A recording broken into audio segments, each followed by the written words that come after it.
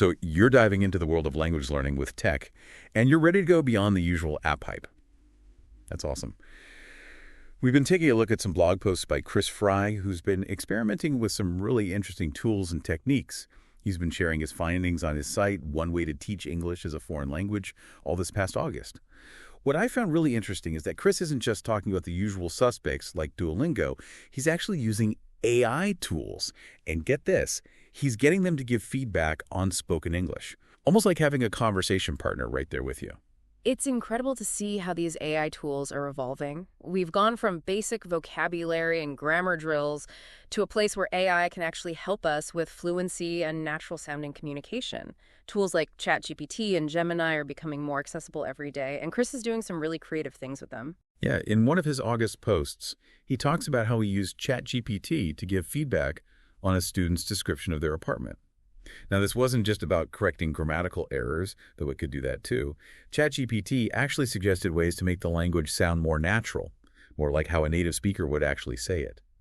It even had some thoughts on the student's interior design choices, especially the pink and orange combination. Apparently, ChatGPT has some opinions on color palettes. What's exciting about this is that it offers a glimpse into the future of personalized language learning. Imagine getting that kind of instant feedback as you practice your speaking skills, experimenting with new words and expressions. It's like having a dedicated language coach available 24/7. It makes you think about how the role of a language teacher might change too. Right? If AI can handle some of the more technical aspects of feedback, teachers can focus more on facilitating conversations and creating engaging learning experiences. So we've got AI that can give feedback on our speaking, but we all know the best way to improve is to actually practice right. And that brings us to Chris's next experiment. And this one really caught me off guard. He found this tool called spacebar.fm. Spacebar? Yeah. It doesn't exactly scream language learning revolution, does it? Exactly. But it turns out spacebar.fm is this website Chris stumbled across. And it's all about making speaking practice more engaging and, dare I say, even fun. It's not just another voice recording app. The name's a little misleading, then. Tough. What's really interesting here is that it's not just about the technology itself, but how it encourages a certain process. The act of speaking out loud, even if it's just to yourself, is so crucial for language learning. Spacebar.fm takes that a step further and helps you analyze and learn from your practice sessions. It does. One of the things Chris was impressed by is that it doesn't just transcribe what you say. It can also pull out key points and even suggest illustrations to go along with your recording.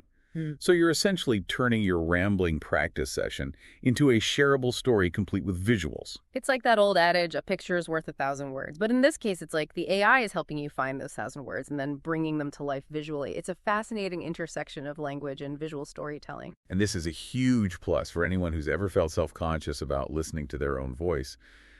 The AI takes the pressure off. Plus, Chris found that spacebar.fm has a really generous free tier.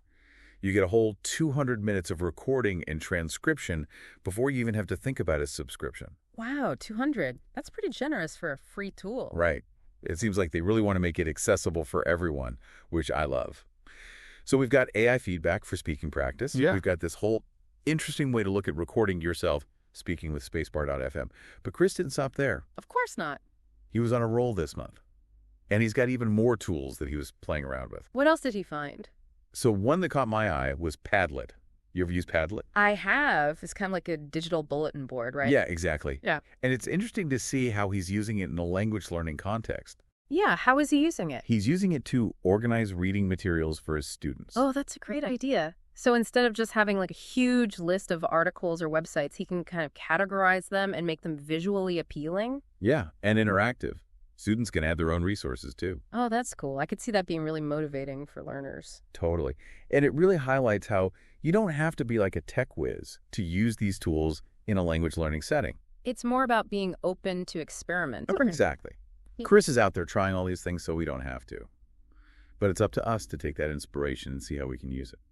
Right, because the tools themselves are only part of the equation. The real magic happens when we start thinking creatively about how to use them to achieve our language goals. Absolutely.